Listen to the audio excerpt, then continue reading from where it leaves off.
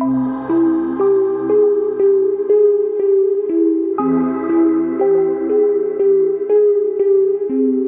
time to Journey Through Sci-Fi.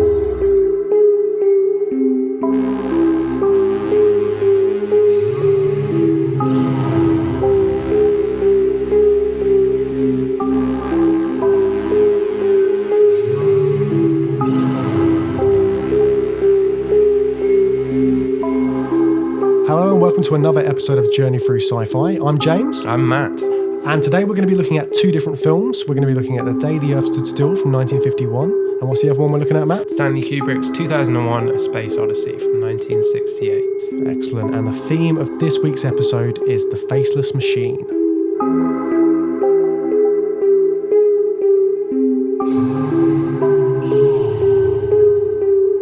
So let's talk about these two films that we're looking at this week. So we've got The Day the Earth Stood Still, which was directed by Robert Wise in 1951. That's when that came out. And then the epitome of science fiction films, which is 2001 A Space Odyssey from Stanley Kubrick in 1968. So Matt, first off, what were your impressions of those two films? Did you enjoy them? I enjoyed both of these films. I have seen both of these films before, and not for a long time. I remember watching The Day the Earth Stood Still. That feels like a rainy bank holiday film to me. Yeah. I'm sure that's the first time I would have watched It's got it. that kind of feel. On ITV or BBC, late morning, got out of bed on a weekend maybe, I don't know. That's the kind of film it strikes me as. I definitely remembered it quite well. I best remember that film for Klaatu Barada Nikto, Yes. which is used again in Evil Dead 3. Yeah, see, That's the I didn't kind of know key that phrase. until I was doing a bit of research on it afterwards. So there's loads of pop culture references that have come from that film, aren't Yeah, there? definitely. So the Evil Dead one, so it's when he's reading the book in Evil Dead 3. I think he has to. Yeah, he reads the book in not a graveyard, but some kind of spooky zone. And what is it?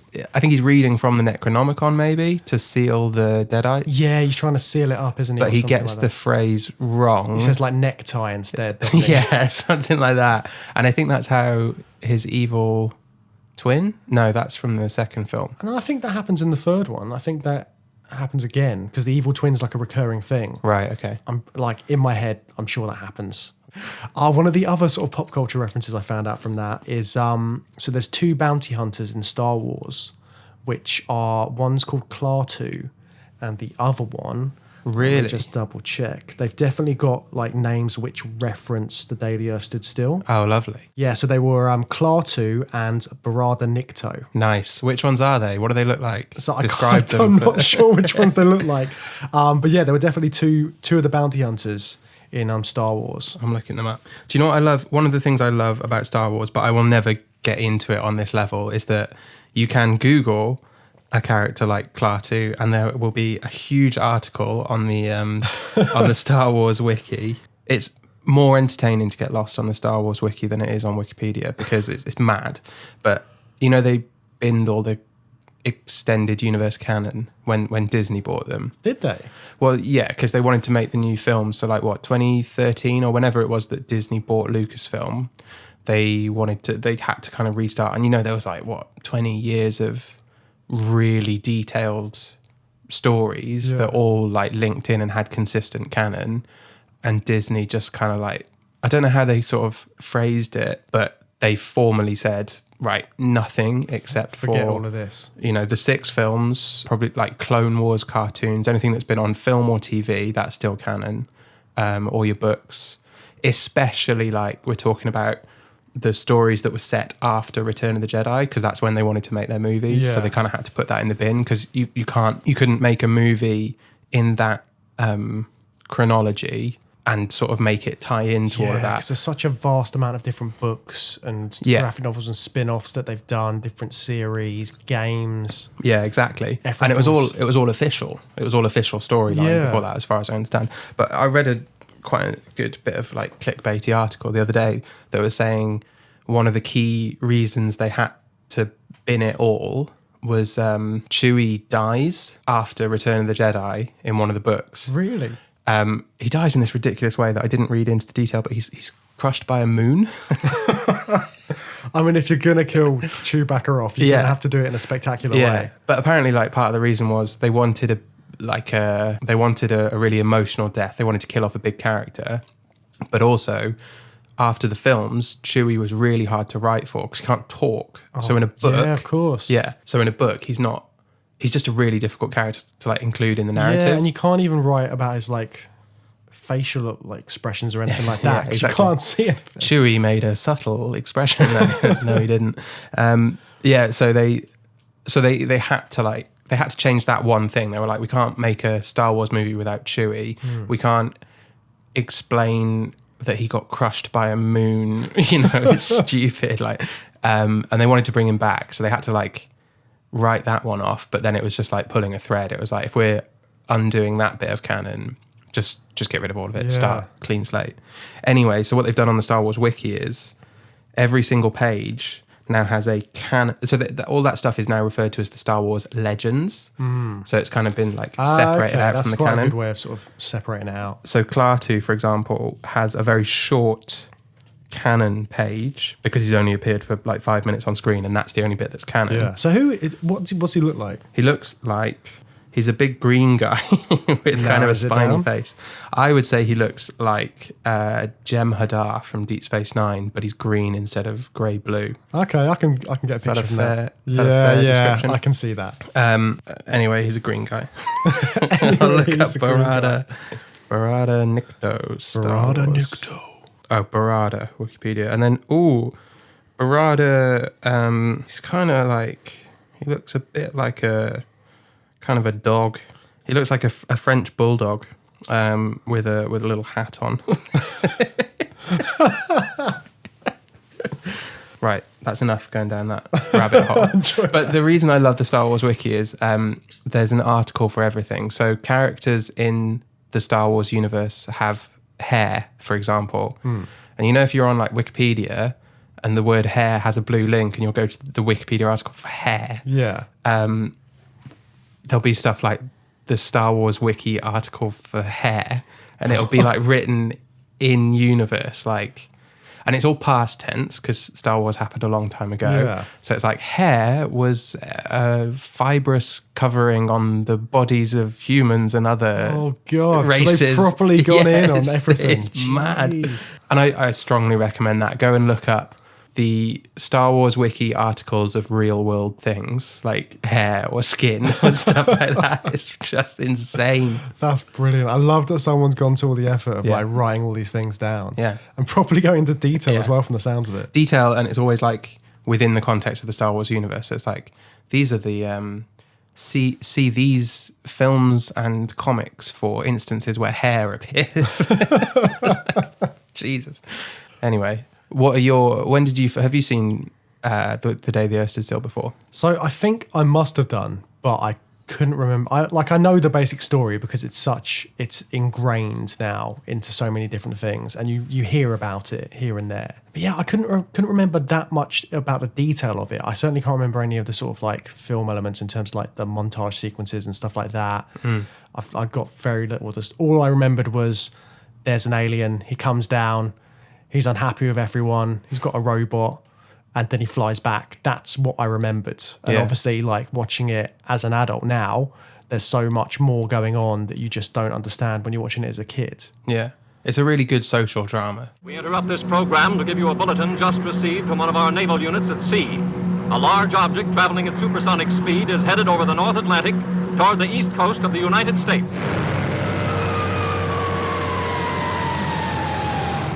Ladies and gentlemen, this is Drew Pearson. We bring you this special radio television broadcast in order to give you the very latest information on an amazing phenomenon, the arrival of a space ship in Washington. The Army has taken every precaution to meet any emergency which may develop. Just a minute, ladies and gentlemen, I think something is happening.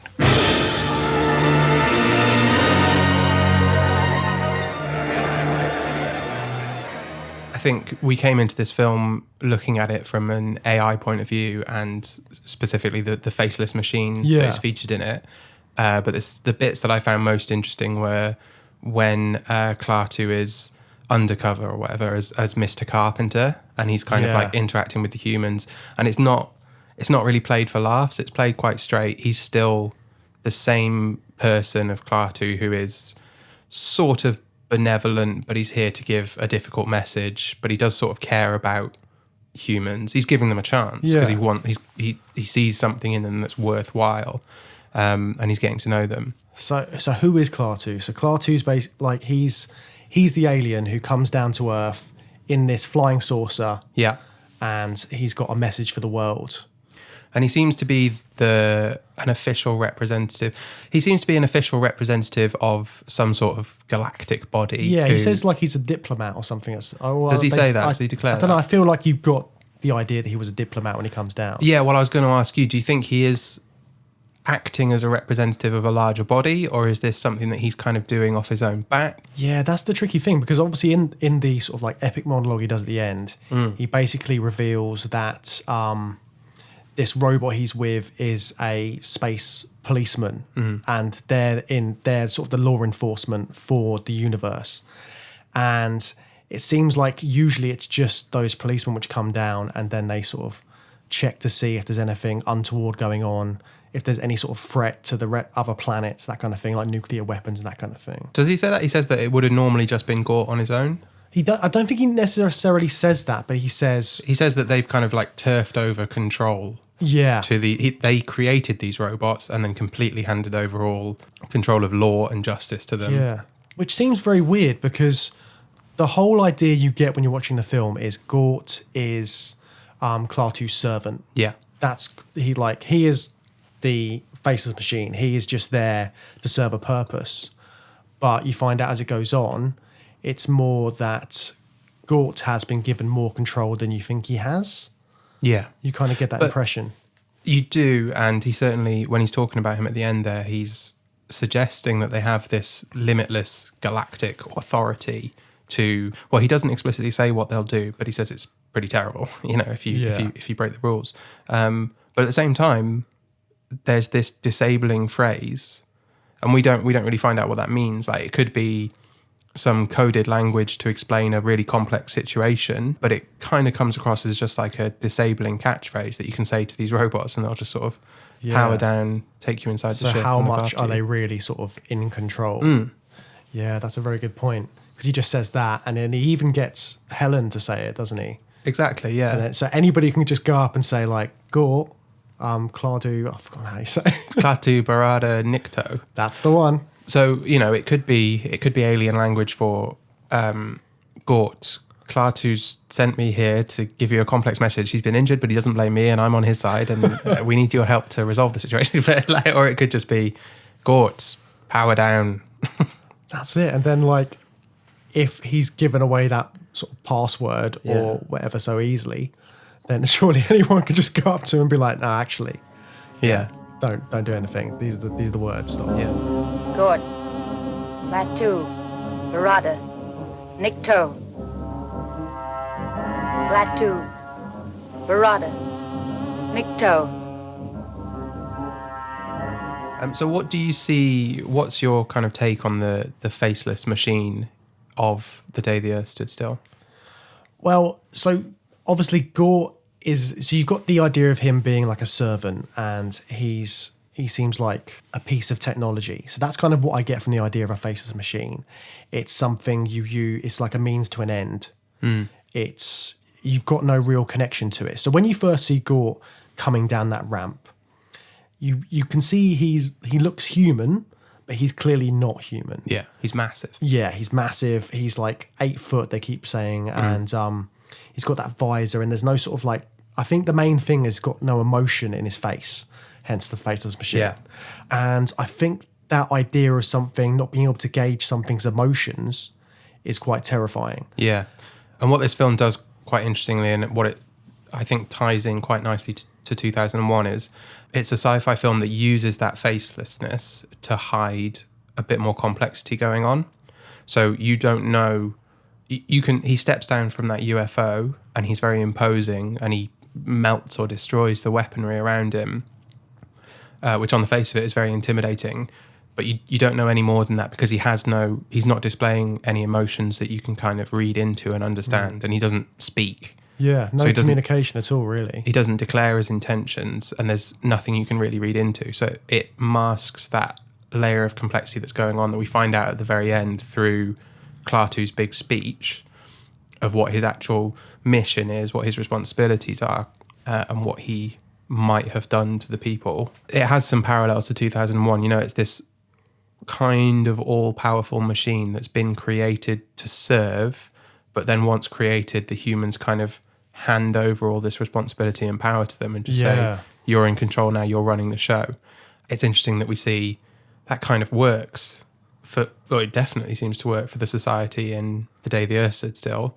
They're now living this wonderful, prosperous life. Do you know what I really loved about that speech that I really picked up on was Klaatu says, since doing that, it's allowed them to focus on more profitable things or more profitable enterprises, which was such an interesting specific word to use because, you know, this is coming, when was this made? 1951. 1951, yeah. It's right in the Cold War. They even indirectly mentioned that it might be a Russian threat. Yeah, it's quite direct in a lot of them. Like there's that bit in the dinner table in the boarding house. Yeah, and the woman says, oh, I know who it is. Oh, it's got to be the Russians, hasn't it? Yeah. And then it's like, no, they'd come in planes. And she's just like, no, it's definitely the Russians. Exactly. It's definitely playing to that capitalist communist scare, as almost every sci-fi movie would have been in, you know, probably in 1951. And it gets to the point where they can't, so Klaatu can't even get all of the world's leaders together in one room. And they go on about, there's one scene when he's talking to the representative and he's like, oh no, they said, you've got to come to Moscow. And then they were like, no, you can't come to Moscow. We'll have to come to Washington. And they're all very sort of scared to let everybody have this big like conference in their country. And that shows sort of the tensions between all the different countries and sort of the Cold War thing that they've And it still got. wouldn't happen today. Yeah. But it was that use of the word profitable that I found really interesting because it sounded like he was appealing to that capitalist mindset, and that would be maybe registering with the audiences because that kind of universal government state that they've formed sounds a little bit socialist potentially. I thought it sounded quite totalitarian as well. It is a bit totalitarian, isn't it? It's not. It doesn't sound perfect that this giant robot could bust into your house and shoot you with a laser beam out of his Yeah, life. exactly. So like how much free will do you really have in that? But that kind of selling factor to the audience is that handing over this control, we haven't lost anything. Not only have we not lost anything, we are more profitable. We're big fat cats in space now. Which I thought was just an interesting word to use in the social context. Yeah, I didn't pick up on that at all, but it does make a lot of sense because he's offering them this like great opportunity to be part of this great group. Yeah, we've ceded totalitarian control, but we haven't turned into a socialist or communist state. It's, you know, it's pretty loose and it's pretty vague, but there are profitable things we're doing. Yeah. So you know Professor Barnhart as well? Yeah. There was this big thing with the studio. The studio apparently wanted to remove the actor because there was like the whole political witch hunt stuff that was going on at the time. Amazing. They thought that he was a communist. Right. So at one point they were going to get rid of him and he wasn't going to play this sort of like Albert Einstein kind of character. And they were going to get someone else in. And apparently he didn't work for a long time after that film because everyone still suspected he was a secret communist. Was he blacklisted? I think so, yeah. I mean, I don't know for definite, but that's sort of like, from what I've read, that's what it looks like. Crazy in the context of what the film was about and the message of the film, that, you know, that it got mad. marred in that. I also thought that it was interesting that when it first opened up, because I watched 2001 first. Same here. It's because I love I think we both know why. Yeah. Same with Blade Runner, very similar. But I really enjoyed Day the Earth Stood Still. And you're right, like it's a 90 minutes, tight movie, clips along. Yeah, it's got good pacing. Yeah, Like, it's a well-made, entertaining little story. But when the ship lands, there's another faceless machine there, which is the ship itself. And obviously, UFO films would have been really common at the time, so it would have been a pretty established trope. But there were some similarities between the ship and the monolith. You know how the ship lands, the monolith appears, and it instantly looks alien. It looks out of place and weird, and it has that kind of faceless quality.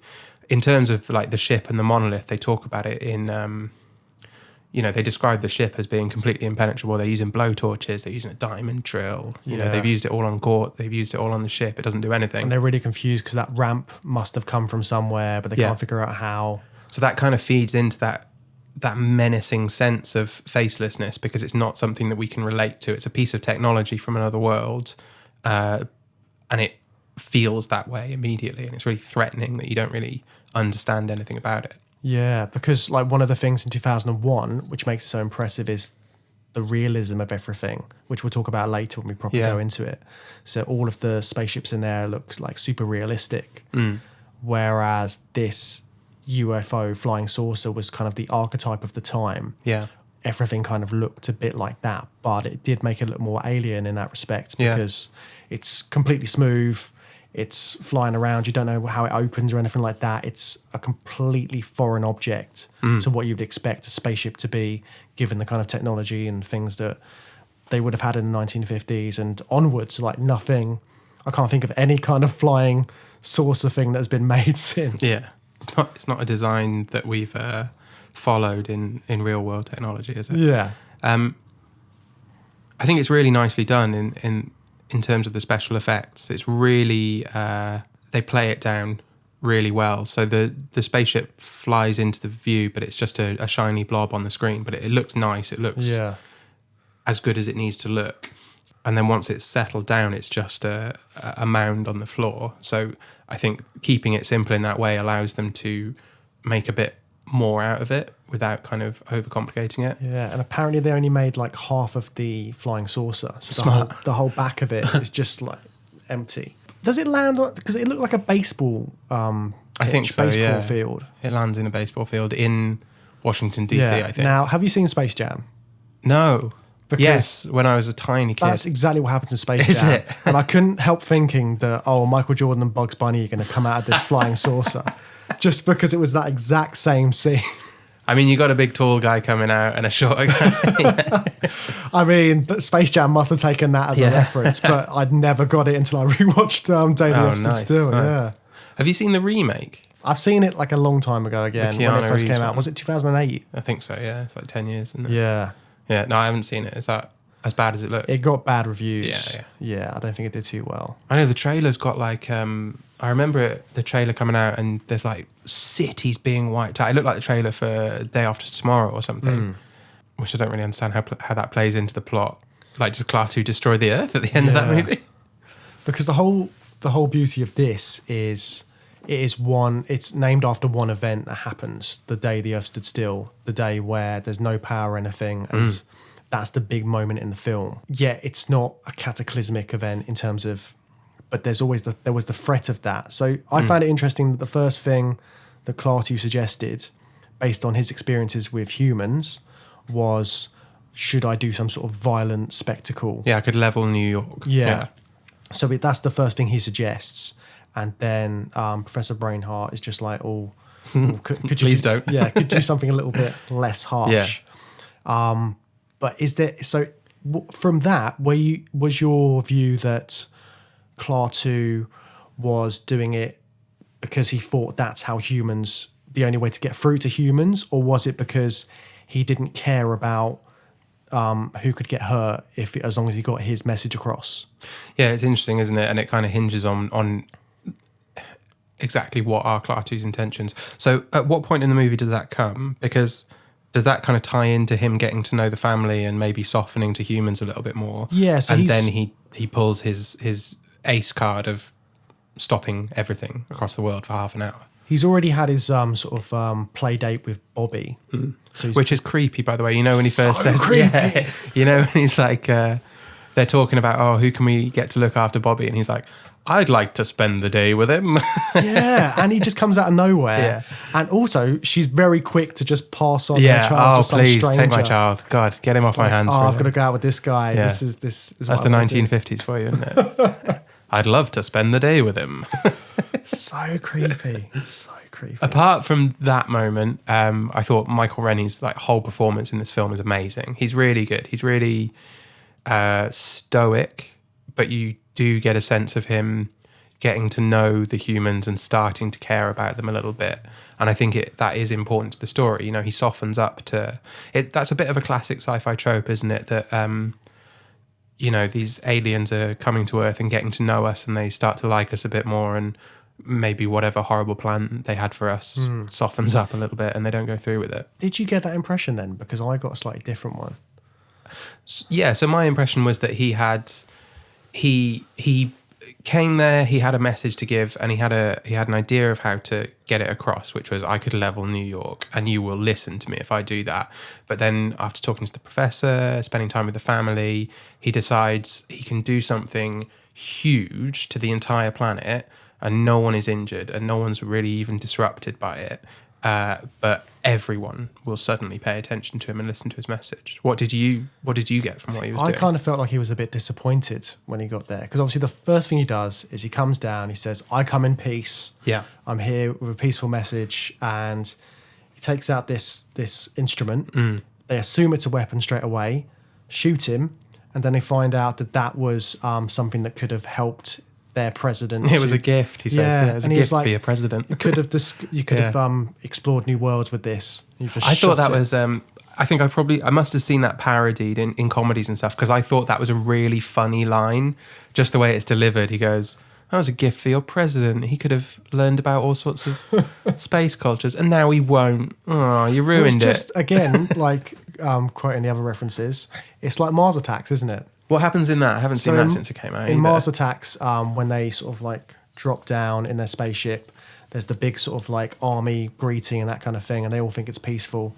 And the translator says that the Martians are saying, "Oh, we come in peace, oh, right. blah, blah. Yeah. We're just here for peace." And then there's like the doves fly out, and then suddenly they start shooting everything. Yeah, because it's kind of trick. They play it for laughs in the other way. Yeah.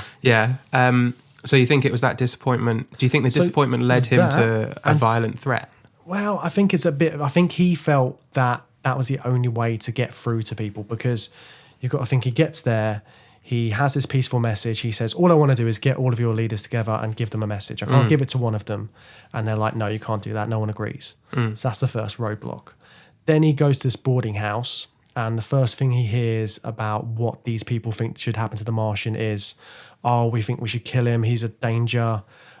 He's going to be a threat. There's like only one person in that whole breakfast scene who says, oh, think about it from his perspective. He's come to this strange world. Yeah, who says that? It's Helen. Yeah, of course. So everyone else is like, oh no, he's a communist. He's like something dangerous. The radio thing is properly going like, this could be the end of the world, blah, blah, blah. And he's got all of that. And then it just builds and builds. And then it gets to this point where he feels that the only way to get through to them is to do something violent. And then the professor's like, you could do that, or you could do this. And then that sort of changes his mind. And then he still tries to do everything that way and then gets shot. Yeah. And then by the end, he's really pissed off. Yeah. Yeah, I think, looking back on all of those events, it does... But I think you do watch it and you kind of want to view him in a certain way. Because I wanted to view him like... Because you're kind of trained into that way of viewing aliens. Like, they'll come here, they'll see that some of us are good and they'll be fine. Yeah, like a romantic view of it. Yeah, that's kind of what you have in your head. But if you look at it from that slightly other point... Yeah, and it lends it more to him being like, he's there as a working diplomat, and it's probably an incredibly frustrating day at the office for him. He shows up, I've got this message to give, can you bring all these people to me, please? I need to speak to them, and then I'll be off. I need to get home. Yeah. And then it all goes wrong, and he's like, right, seriously, I will destroy New York if you don't listen to this. And then he gets shot, and he just gives them a lecture, and he leaves. And it's a really threatening lecture as well, isn't it? He's just like, sort yourselves out, you're going to be destroyed, I'm off. You've got a choice. I'm not going to destroy you right now, you've got a choice, but I'm sick of it. And then it ends, and everyone's just like, oh... This giant robot here, he will come and he will destroy your entire planet. He can do it. He will do it. See you later. Your choice is simple. Join us and live in peace, or pursue your present course and face obliteration. We shall be waiting for your answer. The decision rests with you. So do you know much about the actor who played Gort? No, I don't know anything So about it. this It's not was- Lurch, is it? No, it's a guy called Lock Martin. So basically, they wanted a really tall guy to play this robot. Sure. Because they were like, we can't build a robot; it's too expensive. I mean, who's going to build a robot in the 1950s to put in a film? So they wanted a really tall guy, and then I don't know who it was, but it was one member of the team said, "Oh, there's this guy at the Chinese theatre who's sort of like at the door. He's like 7'7". We could like ask him." So they got this guy Lock Martin, who's like 7'7". Apparently, he's really frail, or was really frail as well. So there's a lot of bits in this. He's in this. Bear in mind, he's in this massive foam suit, and it's double layered.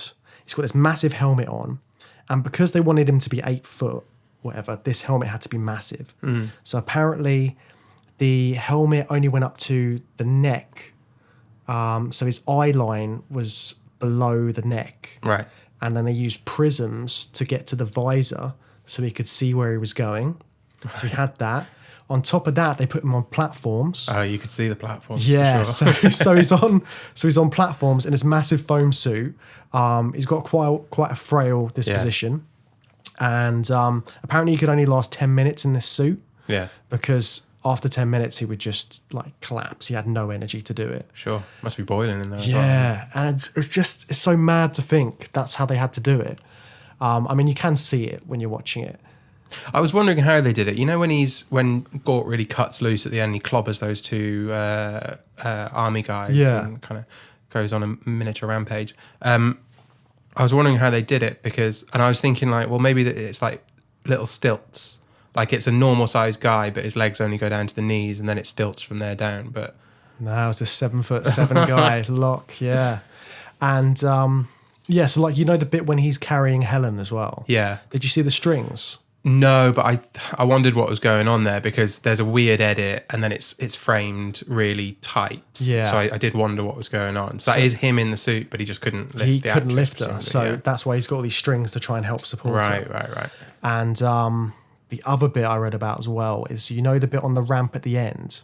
So some of the scenes you've got a statue of Gort, like this figurine that they've made. Sure. And in some of them they've got Locke in this foam suit. Because they couldn't stand the statue on the ramp, Locke had to do it. So there's bits, and he apparently was having to stand for like hours. And given that usually it was like 10 minutes, apparently his arms went numb. He was telling one of the guys. So there's bits where you see his arm move a little bit, and apparently that's just because it was involuntary movement. Whereas the director was like, you've got to be still, you've got to be this robot. Wow. Yeah. I hope he got paid well. Poor I know, guy. hopefully, So yeah. not even a professional actor either, just a big guy. I think he did some sort of advert as well. I forget what it was, but yeah, he wasn't like a professional actor as far as I know. Just some guy from the door at the Chinese theatre. So coming away from this film, did you have any opinions about what Gort's personality might have been, or did he have any sort of personal intentions? How much do you think he was working on his own kind of driven by his own intentions, or was he just following the instructions of an owner? Well, it's hard to tell. So obviously you've got when Klaatu's in the car with Helen, and he's saying, "Oh, I dread to think of what Gort would do if anything happened to me." So the way he says it kind of feels like he's got a close connection to him, but I think it's just his programming. The final speech kind of suggests that it is just him doing his job, but at the same time, Klaatu's only ever going to be shot by one or a couple of soldiers, right? Yeah. So what is this suggestion that Gort would then destroy the entire planet? It's left quite vague, isn't it? What Gort, he just says, I dread to think, but he does explicitly say at the end that he can potentially destroy the entire planet, him or, an army of them. But yeah, what's Gort going to do? Would he just exact vengeance on the one person who pulled the trigger, or is he really going to destroy the entire planet? And if so, why? What's driving Gort? Because the only thing I can think of is if that would be sort of them declaring war. Yeah. It's their sort of them saying, we're a threat because we're killing your diplomat. And that's how he would view it, or his programming would view it. And And fair enough, because they do. Klaatu really just declares what's the first thing he says when he comes off the ship? He says something like, I think he literally says, "I come in peace." Yeah. And he gets shot immediately. You know, Klaatu's very straight up with them. He doesn't want to give his message to a limited number of people, but apart from withholding that information, he's very straight up with them. I come in peace. I've got an important message. I need to talk to you guys. And he's, yeah, like you said before, he's consistently just knocked back and knocked back and knocked back.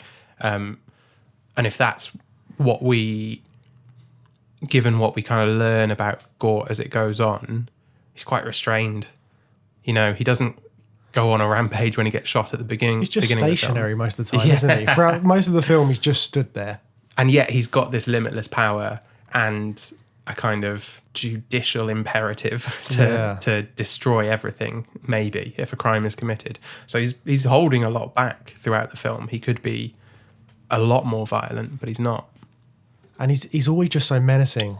Just like with the visor and as soon as you see him, obviously he's massive and he's getting rid of all the weapons. So you see that glimpse of power that he has. And you can see it in Klaatu's face as well. Well, you can't see it because he's got the mask on at this point, I think. But he looks panicked when Gort's doing it. He's like, no, don't do that, Gort. He says one of his phrases, doesn't he? It's not Klaatu Barada Nikto, but he says... it's the one that he uses a couple of times in the film to make him go back in the ship. Yeah, there's one other phrase he uses. Again, that phrase that he uses to disable Gort at the start, there is that moment of sudden violence from Gort, although it's just directed at the weapons, but he says his little phrase and he immediately settles down and he stops attacking anyone. And then I think Gort just remains completely static for the entire night or something. They take Klaatu away. Gort just stands there outside the ship and he's completely passive while they're running all those tests on him, drilling him with diamonds or whatever. He just doesn't do anything about it. He's completely stilled by whatever it is Klaatu says to him. Did you get any of the sort of Christ references from Klaatu? No, like what? So for a start, his name is Carpenter. Oh, nice. Yeah, which is a bit on the money. But so he calls himself Carpenter. He reads that thing. Yeah. And obviously he comes with a message of peace. Oh, this went way over my head, but now you're saying it, obviously. And then he dies and comes back to life. Yeah. And apparently... and then he ascends and then to he the ascends, stars at the end. Yeah. So it's like that is the story of Christ, isn't it? So it's got all that kind of weight to it as well. Yeah. I think the studio said, because I found it weird that he said, "Oh, I'm back to life, but it's only finite. It's only like I don't know for how long," and that kind of added a bit of jeopardy to it. But apparently that came from the studios because they didn't want it to be too sort of probably too biblical by saying like he's come back to life and we don't know when he's got his full life back. So they kind of subverted that a bit by saying, "Oh, I've only got a bit of life back. I don't know how long." What's the alternative that would have been too biblical, that he has eternal life? I mean, it must be eternal life, mustn't it? Thinking about it. So how do you see Gort within that Christ metaphor? Is he the sort of holy wrath of God that you have to be afraid of? I think that's probably the best sort of analogy for it, because he's kind of like, he is the wrath, isn't he? He's the threat, which is a slightly negative view of Christianity, I guess. It's very Old Testament, even though Christ is, not part of that, but it's the thing that you need to be afraid of, the reason you need to be living this good life that he's asking, that is what his message is. You need to get along with each other and live stop. a good life, or you're gonna have to repent. Yeah, well, this guy, he's gonna shoot laser beams out of his face, which I think is it's a direct quote from the Bible, isn't it? And you, sir, mind telling us your name? My name is Carpenter. Would you care to say a few words, Mr. Carpenter? I suppose you're just as scared as the rest of us. In a different way, perhaps. I am fearful when I see people substituting fear for reason. In fact, I would like... Thank you, Mr. Carpenter. Thank you very much. I see another gentleman over here in the... This is a genre that I really love and that I think we might have an opportunity to cover in a lot more detail later. The 1950s Cold War sci-fi stories. There's so many great stories. You said it was based on a short story published in a comic. Yeah, I think it was a comic or something like that. I think there was thousands of them going around, and obviously most of them were terrible, but within that there is a huge number of great stories that are still really good today. And The Day the Earth Stood Still is a great example of that. The UFO is not a scary invading force. It is a friendly but potentially dangerous figure with an important message for us. He means us no harm. He just wants to come and tell us something and then leave. And the threat throughout that, although Gort is a powerful force that could destroy them, the overall threat in this story is humans who can't get along with each other. Yeah. Which was... So stereotypically, a lot of those UFO movies, that the UFO is just used as a very blatant metaphor for the threat of communism. These alien forces who want to invade us and change us and take us over. Invasion of the Body Snatchers kind of falls into that, doesn't it? It's got those kind of elements to it. Yeah, it's this... they're trying to invade us surreptitiously and get into our society and change who we are. Don't let them. We have to stop these people coming over and changing us. Whereas The Day the Earth Stood Still could have gone that way. There's this threat from the skies. Everyone people, like you said, people think it's a communist threat. It lands, he comes out, and he's actually just got this message of peace and a warning that what we're doing in 1951 is incredibly dangerous, not just for everyone on planet Earth, but he's saying if you carry this on, you're a threat to the entire galaxy, and we're not going to stand for it. Because also, like, World War II had just happened. Yeah. You've got all the bombings, all the nuclear bombings in Japan and that kind of thing. It's all very fresh. All very fresh, and people are living with that constant axe hanging over their head of, could there be a nuclear strike any day? Which literally, it could have wiped out all life on Earth if it went badly. Everyone's got a hair trigger on nuclear explosives in the 50s. And thankfully that never happened. But to have that kind of menace come down, and it's not coming to invade us and take us over, it's actually coming to just tell us to stop being so childish. I think he does directly call us childish in the film. Like petty, I think gets thrown around quite a bit. Yeah. And there's that representative who actually also has that very mature response, which is he's just apologetic. He's just like, I'm sorry, but my people have not evolved beyond that pettiness. And he's kind of like matter of fact about it. It's like, just this is how it is. Yeah. Like, surely you can see that we're rubbish. This is what it is. And he's very like admin-y about it, isn't he? He reads off the messages like, this guy won't come unless we do it in Moscow, and this guy won't come until we do it in Washington. You can see my hands are tied. I'm so sorry. It's this bureaucratic kind of response to it all, and he's very apologetic about the bureaucracy, but at the same time, properly like a politician about it, isn't he? Yeah. But I think also what's great about this film is the realism in it. I think a lot of the sci-fi films in the 50s were quite like fantastic and like different voyages to places and that kind of thing. And I think what this and 2001 both have in common is they're kind of rooted in realism. The majority of this film deals with what's happening in our society at the time, and it's Klaatu exploring that and sort of being introduced to the world and what everybody's mind state's like. They perfectly do this in all the montage sequences. It shows you different countries reacting to the news. You've got like the BBC come into it. You've got France, Italy, all these different countries, all these different cultures are hearing about the news and reacting in the same way. And it's kind of, there's this whole thing about no one being in unison about anything, but everybody is reacting in the same way across the world, which I found quite interesting. Yeah, he brings about the unity, but it doesn't really work out the way you wanted it to. Yeah, but it's funny because everyone is still doing exactly the same thing, they have exactly the same worries. They're like, oh, this country's going to do this country's going to do that. There's a threat from outer space. It's always a threat. It's never, they never see it from the other perspective. Yeah. Like when they're reading the newspaper in the breakfast scene, which I keep going on about because I love it, the first thing they draw is a picture of Gort and then loads of flying spacemen coming to attack, because that's their first train of thought. It's got to be a threat. That's why they shoot Klaatu as soon as they see him. Another bit that I really love right at the end, after he gives his lecture at the end and then he turns around to leave, or as he's giving it maybe, there's some really nice shots that just go over the people in the crowd. And it's when they've managed to assemble sort of international people. I think it's the scientists that are there to see the professor. It's all like the greatest minds, isn't it? And they all look absolutely ashamed. They've just got this sort of stunned, shamed look on their face, and no one says anything. And then he leaves. It's a real like. And then when he leaves, they all run off in panic. Yeah, it's like going through all the wooden chairs. Like, this is terrible. And then it just ends. Yeah, it's great. Gort, Moringa.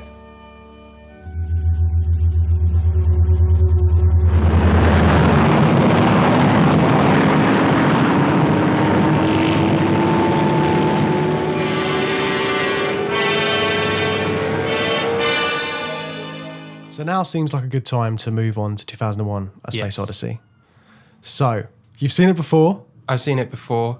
This is another film. I think I might have said the same thing about Blade Runner when we talked about that. My dad showed me this when I was a kid and bored out of my mind. Your dad had good taste, though. My dad had showing you my Blade dad's- Runner in 2001. Yeah, amazing sci-fi taste. Yeah, definitely. And bless him. It's lovely that he wanted me to watch these films, but I was far too young to get anything out of it. It's not for kids, and not because of any violence or scariness. It's just slow. Yeah. And it's so minimalist. Yeah. Can you imagine how bored a kid would be during the pod scene where it's just,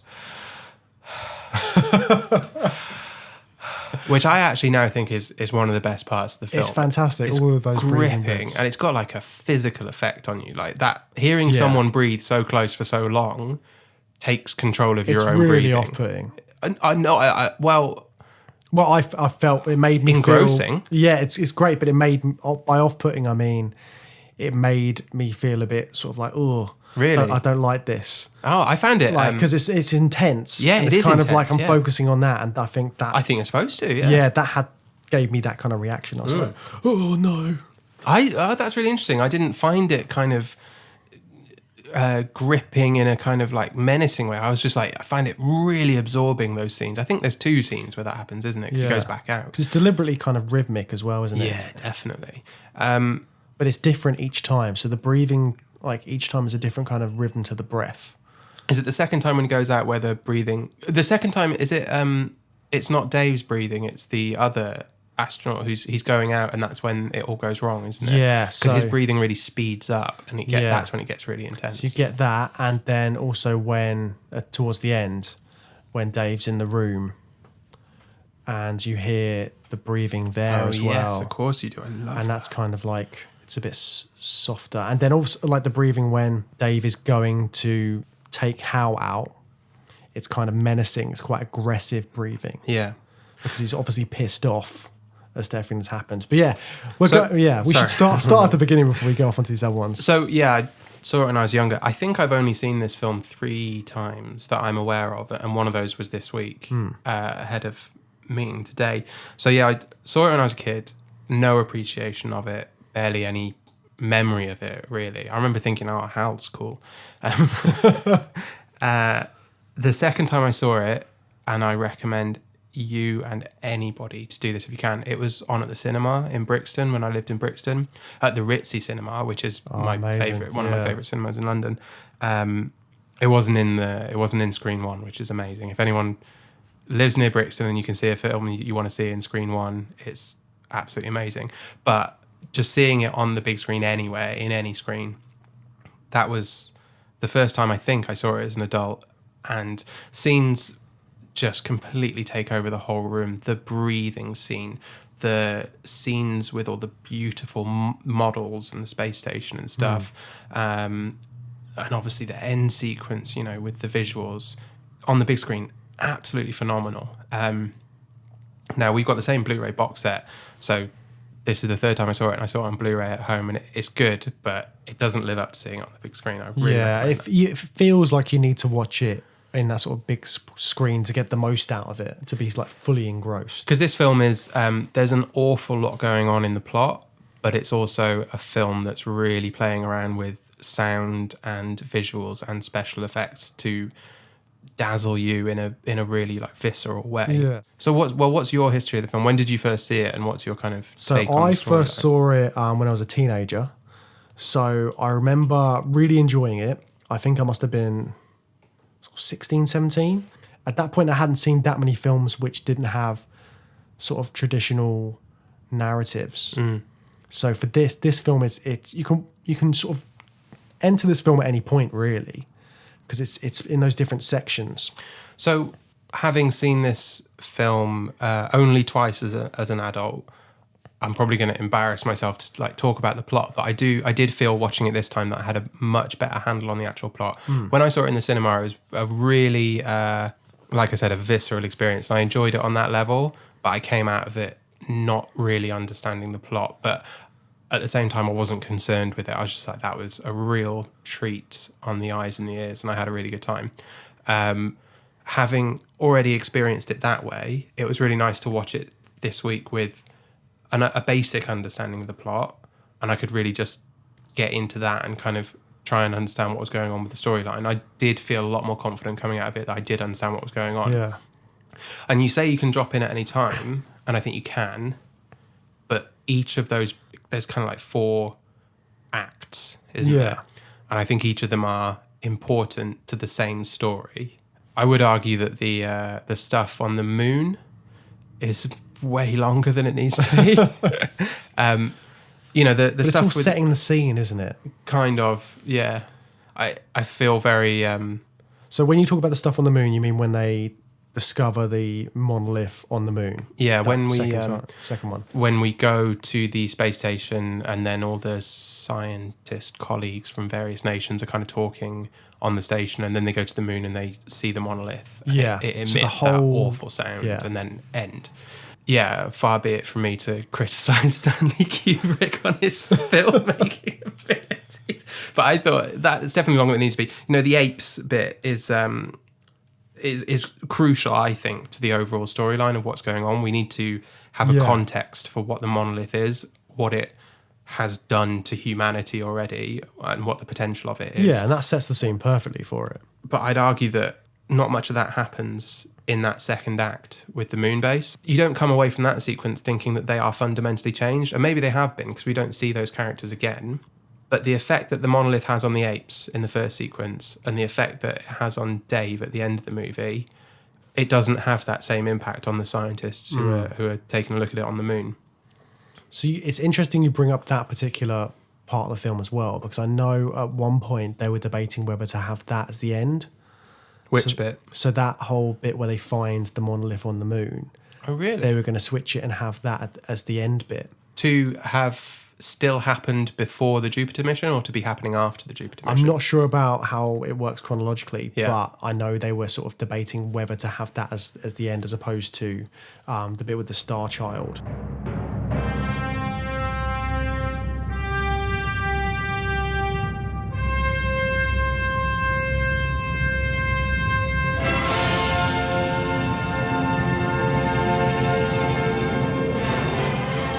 The interior design of the sets is amazing. Those sloping, curved sets that, because of the structure of the station, the exteriors of the ships and the stations, the lovely trick photography where the stewardess walks around the tunnel and then exits through a different level in zero gravity. I kind of feel like that whole sequence is just there to play around with those things on a purely visual level, which is really enjoyable. And Kubrick's amazing at using these wonderful set designs and the insane level of detail that's gone into the interior and exterior of those spacecraft is a real treat to watch. But then just comparing that to the kind of overall structure of the film, it doesn't sit for me as well as the other parts do. Especially once we get to the Jupiter mission, you've got what is that, like an hour and a half, and it's perfect. It just plows through, and that's the story of the film. And that whole first hour is just setting you up for what's happening mostly just between Hal and Dave, and to a lesser extent Paul as well. The realism that Stanley Kubrick has brought to that idea of space travel, which hadn't been seen before. Like I mentioned a minute ago, flying saucers were always smooth and alien. These were ships which were highly detailed. They've been used they were proper models with Airfix model bits on the top, so they're like piping, and when you looked at it, it looked like a proper spacecraft, which was feasible. And they're not at all aerodynamic, which I love, because obviously flying saucers are very aerodynamic, but there's no logical reason for a spaceship to be aerodynamic. Yeah, exactly. Especially one that is built in space and exists only in space. It doesn't need the aerodynamic properties of a jet or a flying saucer.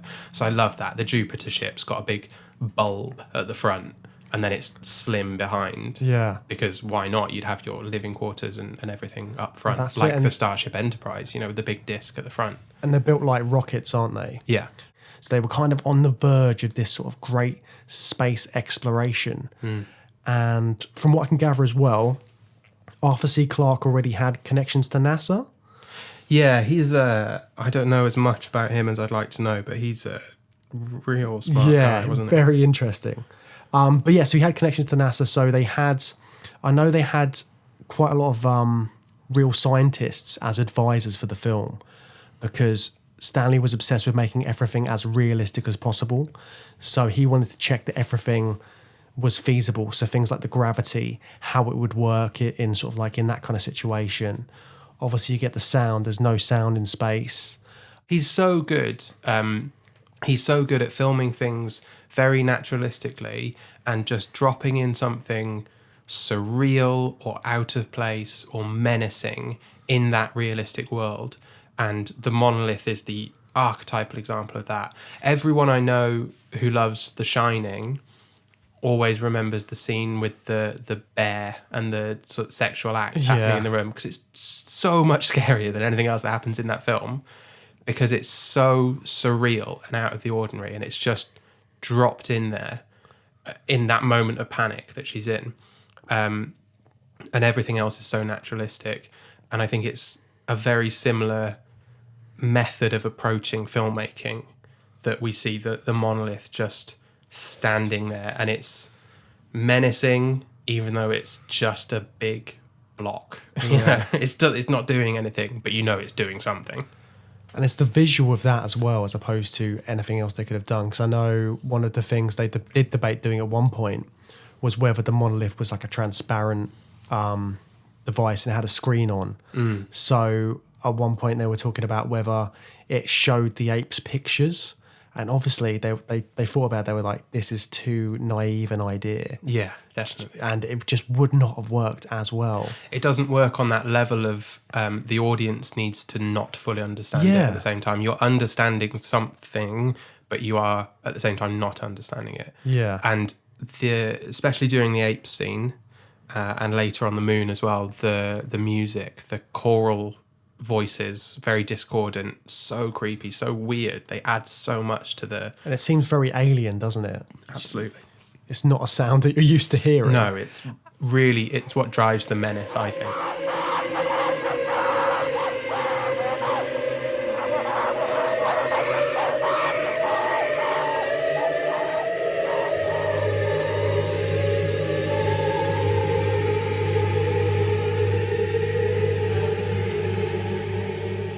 So I found it interesting as well, because like we talk about the visuals in this film. It is like Stanley Kubrick is a visual filmmaker. Everything most filmmakers are, but his attention to detail is so spot on.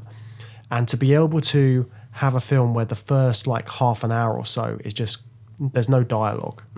It's just all told through the visuals and the sound, and it makes it more powerful when you finally, and even when the dialogue does kick in, it's very subtle and you can't really make out a lot of it. Yeah, it's very faint. It's a lot of the time inconsequential. Yeah. A lot of the conversations on the moon are not that important to the plot. Like I said, I think that is just an exercise in having some fun with some great sets and some beautiful imagery. And the conversations they're having are really secondary to what they're doing. He has that call with his daughter, and it kind of looks amazing. It looks really realistic for where we're up to now in terms of video calls.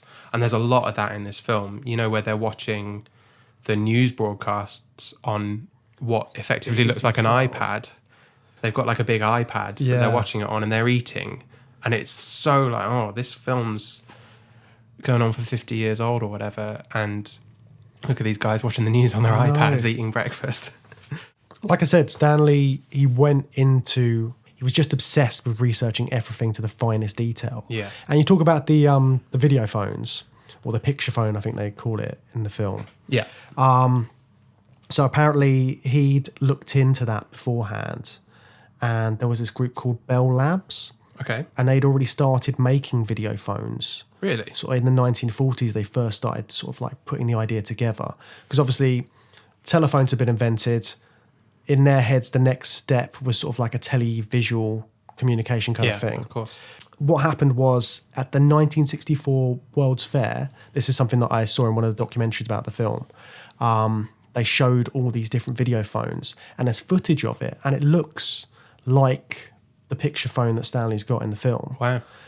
So that technology was kind of there in the background, but Yeah. people weren't fully aware of it. So it's not even just good, like, speculative fiction, It's like well he, observed. He it's actually knows this is going to be researched, it's yeah. going to be something that could happen in the Wow. future, which is like that's an insane attention to detail.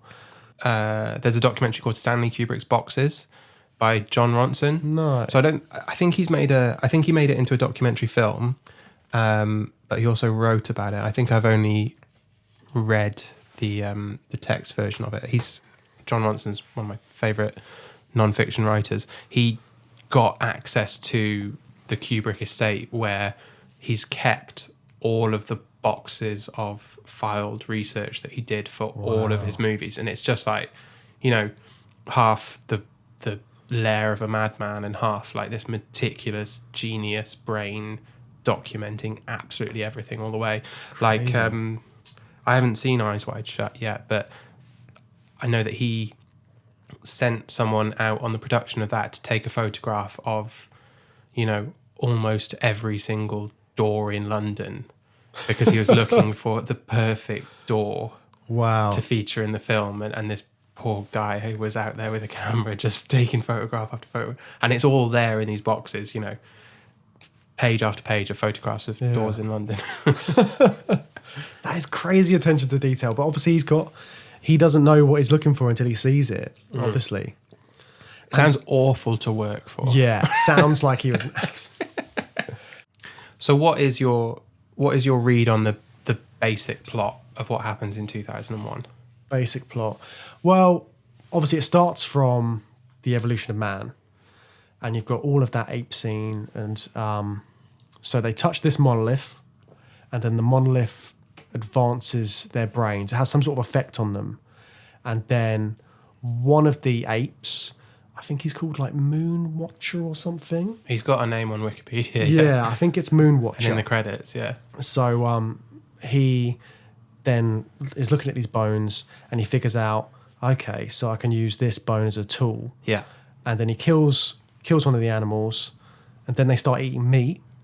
And then obviously from like scientifically, humans started eating meat, and then their brains developed in a different way. Okay, I didn't know that was kind of the because history. it gave them different. Yeah, so that's what happened initially, and so my take on that was a bit different. Was that the whatever interaction with the monolith made him pick up the bone, he used it as a weapon, which drove away like a rival group of other apes, and then they had control of the territory.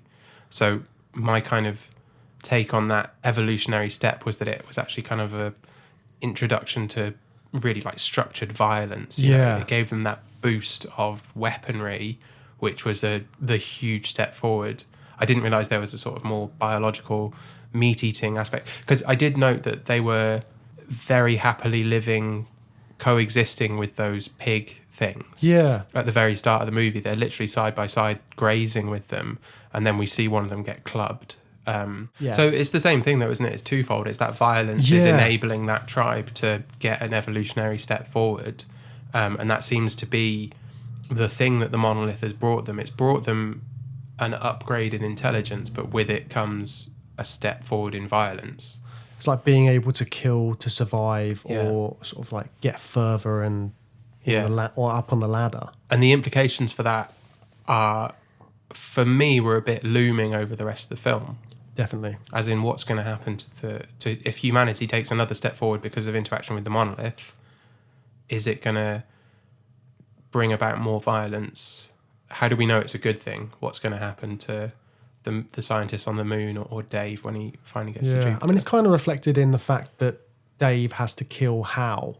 But we're jumping ahead a little bit. Yeah. So the apes get an evolutionary jump forward, and then we suddenly cut to this gorgeous ballet scene. Yeah. You know, with the very slowly the ship is approaching the station, and we don't know what's going on for a long time. I'd say we just know that this man is coming to this station for some sort of business meeting. And it goes from that amazing shot of the ape throwing the bone up into the air. Very famous edit. Yeah, and then it goes straight into the space stations. Yeah, And so we're drawing that direct link between the monolith gave us this first tool, and then suddenly we see this advanced technology. Yeah, So and then these are our new tools. This is got where a we've taken it. straight line through hundreds of thousands of years of human evolution, but the line goes straight back to the monolith, doesn't it? So I also read somewhere that some people, I don't know if this is true or not, but some people think one of those first things you see is like a nuclear weapons ship or something.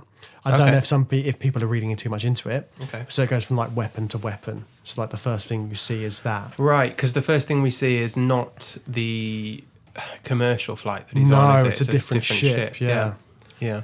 And apparently a lot of these ships have like different country emblems in them, but they're too small to read. There's definitely a national element to it because the people that he meets on the station all have different accents, and he's reluctant to spill the beans on what's going on the moon, which is, very, again, it's a movie trapped in the Cold War mindset that these nations still wouldn't cooperate even when they're based on a moon base. It's got a very USA-oriented view on it. And again, that's reflected in the apes. So like there's two different groups. Sure, the tribal, Yeah, tribal and then we've evolved, but we're still in all our different groups, sectioned off into different things. Yeah. And then we get sort of a download of information very quickly where I think his name's Floyd. He's a company man, but he's also a scientist. He gives a briefing to those people on the moon base that they've found this thing. And it's all very matter of fact as well, isn't it? Yeah, it's very businesslike. Yeah. Because even when he's traveling in space, this is something we've never seen before. But it's still played out like a commercial flight, isn't it? Yeah, he's just another commuter.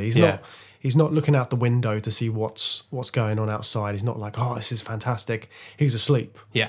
Yeah. And he's just like, and his pen's floated off. Yeah. The pen thing as well. The pen thing's great, yeah. Yeah. We go from the bone to the spacecraft to the pen as he's rotating.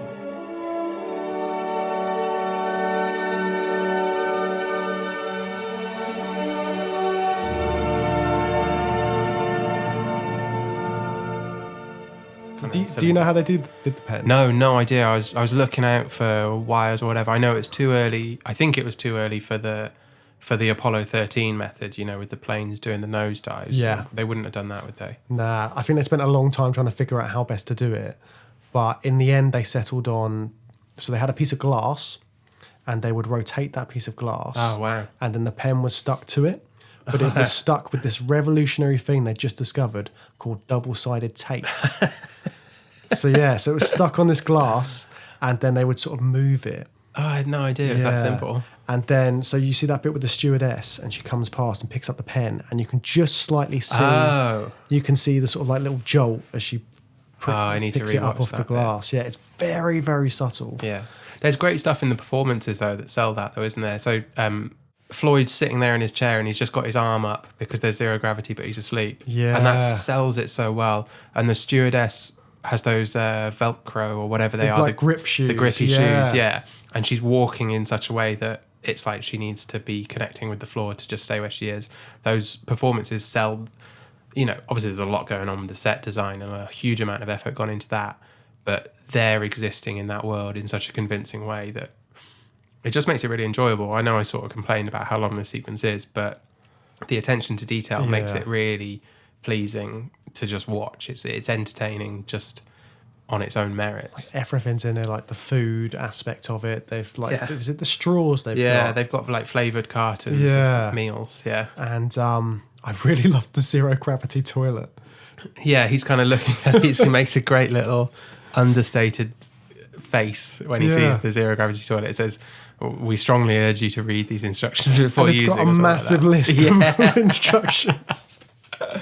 Yeah, it's brilliant. It's so subtle, and it's kind of like a blink and you'll miss it moment. Yeah, but it's a really clever little thing thinking ahead. Yeah, lots of the text printed on stuff in this film is really good, and I think James Cameron pinched that a little bit in some of his sci-fi because there's something about that really adds to the realism, because you're in this fantastical space environment, but at the same time, a huge corporation had to build these devices, and we all interact with huge corporations all the time. We know that they're going to print a ton of safety instructions on the side of something. It gives it that realism that I love. And you see it a little bit in Aliens as well. Everything's got like a corporate logo printed on it, or, you know. Again, like with the matter of factness, they go to it's like an airport, the space station, and he has to do the passport thing. And then there's like a little instruction video of what to do and what to say. State your name, your nationality. All these little things just add to that sense of, like we talked about the what if. This feels, it's like the what could happen again. It's it's so close to reality what he's putting in there. Again, that speaks to his research on it, because he's obviously got this idea. And all this realism and naturalism builds up to a really powerful and jarring moment, which is when we've spent half an hour or whatever getting into this realistic world, and then we finally arrive at the monolith, and again we have this surreal, menacing moment with it where they interact with it. So they approach it, and suddenly we hear that terrifying, menacing choral music again, and we're jarred out of that sense of realism. A moment ago, we were in a very believable airport environment, and we were just having a phone call with the family at home, and then suddenly this awful thing happens, but we don't even understand why it's awful, but we know it is. It feels very unpleasant. They're covering their ears. They're really uncomfortable. And then cut, we're done with it. We see the sun rising over the monolith again. That weird, that's a weird little... The lining up of the planets. Because that's like a recurring thing, isn't it? They do it each time you see the monolith. Again, there's all these unanswered questions for the film, which I don't think they need to be answered. It's quite nice that they're just sort of lingering, because these guys don't know where the monolith has come from or why it's there, and you're kind of going along the same journey with them. I think, so again, like watching it this time with a basic understanding of the plot, I was more comfortable with stuff like that, and I think that you know everything you need to know about the monolith without them saying it. The fact that you're told it was buried there, you know, it's phrased in such a way that someone or something has buried this. This wasn't buried by a landslide. Someone put it here, and that's all you need to know about the monolith. That means that there is a sentient force, presumably alien, that put it there. We also already know what it possibly does to humans, because what we've seen with the apes. So I think that's the key message from the second bit, is that we've already seen what it can do to humanity, and now we're being told that it was very deliberately placed on the moon millions of years ago, or 100,000, a long time ago. And then we're suddenly into part 3, which is the Jupiter mission, which is, you know, I'd say the crux of the film. Definitely, that's the majority of it. It's the majority of it. It's the most plot heavy. It's my favourite sequence of the film. We move into this third act where we're on the Jupiter mission. We're very quickly introduced to all the characters. There's a lot of... all of the exposition is just rammed into the first few minutes. Do it as quickly as possible. It's very economical. Here's what Hal is. That interview with them back home does all the exposition, doesn't it? It just says like da da da da, and then you get introduced to Hal 9000. Hal 9000, he's our faceless machine of this movie. But do you know what I took away from this film watching it this time, and similar to watching The Day the Earth Stood Still? What exactly is the faceless machine in 2001? Hal is definitely one of them, but also the monolith, in the same way that the ship lands in The Day the Earth Stood Still. We have to assume that the monolith is a machine of some sort. It's not those crisp edges. It doesn't look organic. It doesn't look like a life form. It is a machine, I think. And it's very faceless. You were saying they were considering having like a screen and more interactivity, but it's got that menacing faceless quality, very similar to Gort, which I think is key to the feel of the monolith, isn't it? And obviously they chose to make Hal not like a robot or anything like that. He looks like a computer. He's just this menacing red eye just in the middle of a screen.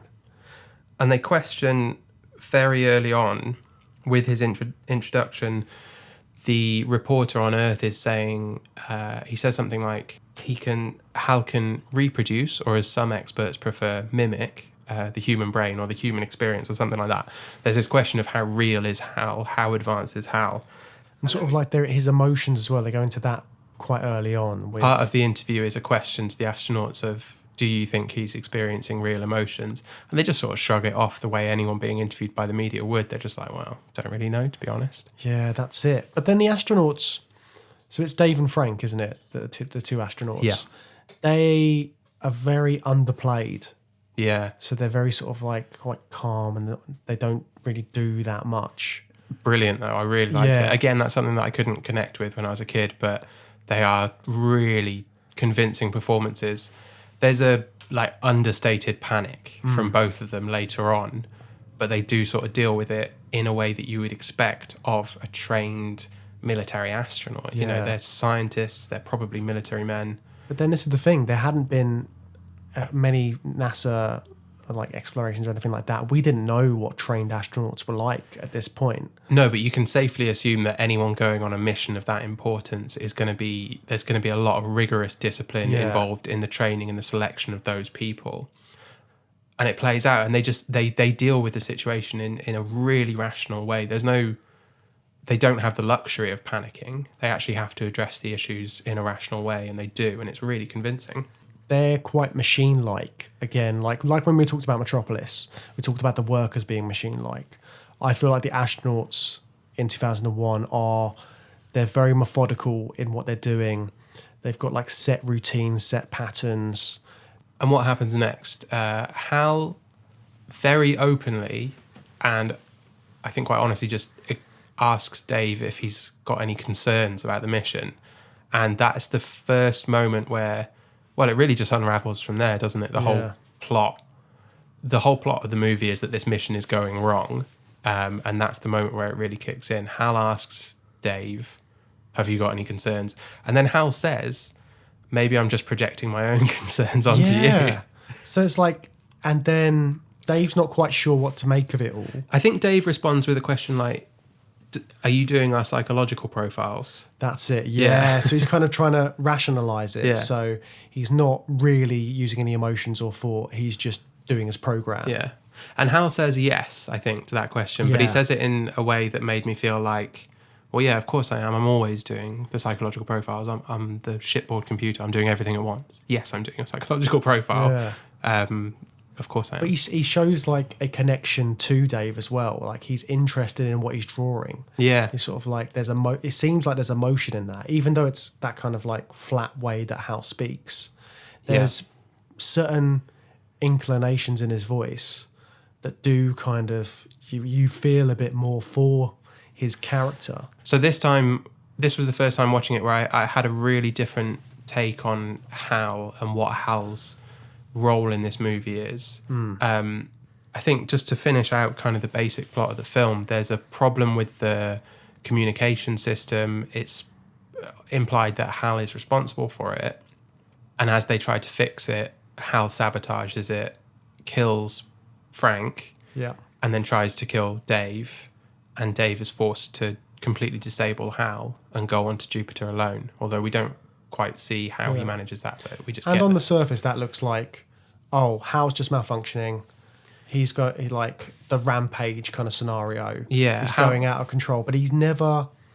But watching it again, I get different sort of ideas about that. Yeah, that's what I wanted to talk about a bit, because I think Hal's an archetypal faceless machine that goes mad and goes completely out of control.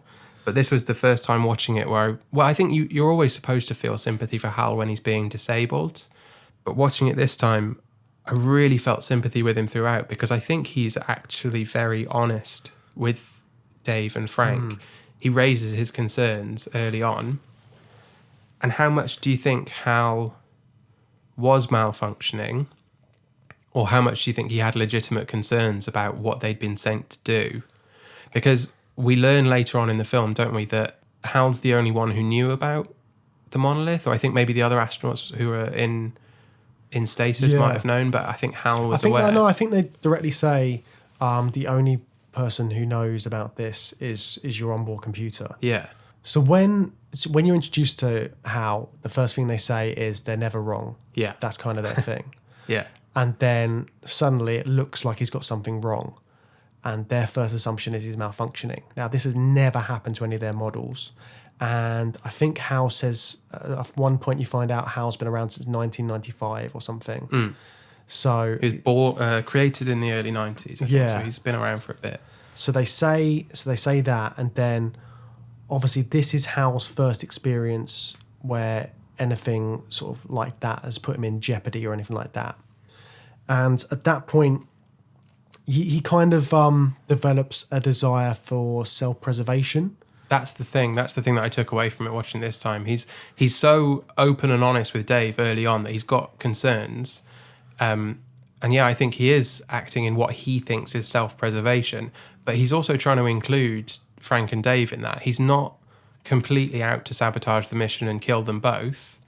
They're the first ones who actually raised the suggestion that if we fix that communication array and it's actually working correctly, then we've got no choice but to rip Hal's brains out, right?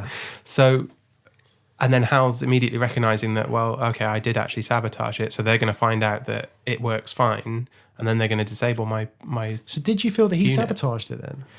I definitely got the impression that the initial thing that went wrong with... Because he raises his concerns to Dave, and I think Dave kind of brushes it off, and then he immediately interrupts the conversation and says, I've just detected a malfunction in the whatever unit. And then that's when they have to get out there and repair it. So it's as soon as Dave doesn't engage with him with those concerns that he's having, that's when he tries to interrupt the mission.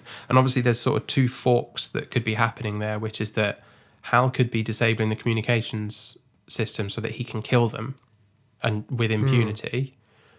But I still think at that point he's got concerns about where they're going and what's going to happen to them at Jupiter, and maybe even concerns just for the humans, because we don't know what effect the monolith might have on Hal. He's gained an identity, hasn't he, really? That's kind of what's happening. Absolutely. But he's seeing danger in places where he probably wouldn't have seen them before. Yeah. And that kind of makes him a bit neurotic. Yeah, then it escalates from there. I think one thing that's really missing from the film, a huge unanswered question, is we have a vague idea of the effect of the monolith on humans. It forces a massive evolutionary step. What is the effect that the monolith would have had on Hal? Can it have an effect on Hal? Hal's this super advanced AI. We know that from the get-go, that no one actually knows the level of his intelligence and whether or not he's experiencing real, genuine emotions or not. No one knows, even though he's a creation. They just speculate, well, he might be, and they don't give it much of a thought. Would he have experienced that forced evolutionary step, if he'd interacted with the monolith? I think that might be something that's explored in the sequels to the book. Yeah. Because I think Hal might be a continuing character, but... Yeah, because they made another film. Yeah. Like 2010. Oh, I haven't seen that. I don't know if that explores I any don't know of that. how good... I'm kind of scared to watch it. Right, yeah. Because I know obviously it's not a 2001 is Kubrick 2001. film. So, yeah. It'd be interesting to find out how the story develops, though. Yeah. Well, that's the huge question mark for me. I feel like I've got a fairly good grasp on what's going on between there's that huge psychedelic scene that is incredibly complex, and then he's seeing himself aging. But broadly, I think that boils down to Dave's going through a rapid period of evolution, and that's some sort of next step for him and for humanity. What happens to Hal? What's going to happen to Hal? Is he going to have an experience with the monolith? Is he afraid of that potential experience? Is he afraid for Dave's experience with the monolith? Why does he want to stop the mission? I know I've never completely freed myself of the suspicion that there are some extremely odd things about this mission. I'm sure you'll agree there's some truth in what I say. Well, I don't know. That's a rather difficult question to answer. You don't mind talking about it, do you, Dave? Oh, not at all. Well, certainly no one could have been unaware of the very strange stories floating around before we left. You can't know what's going on in Hal's mind. Again, he's a faceless machine. Yeah. You can't see any emotion. The only emotion you get is from the way he talks and that kind of thing. But Yeah. even then, it's all synthesized, like in the world of the film. Definitely the most sort of affecting and moving part of that performance of that character is the singing Daisy, because it's so childlike, and also the distortion of the voice. We're still getting that monotone performance, so it's still in character for Hal, but the distortion is kind of in place of a pain or a physical effect that it's having on his equivalent of a body. Because in that respect, Dave is going into his body and taking bits out. Dave's lobotomizing him. It's really a brutal And scene. he's doing it very, again, the whole film's quite a matter of fact. Yeah. He's doing it logically. He's just, this is something I've got to do. I've got to take this out. Yeah. Very kind of emotionless. But you do, as he carries on doing it and he sees the effect on Hal, you see it in his face a bit more.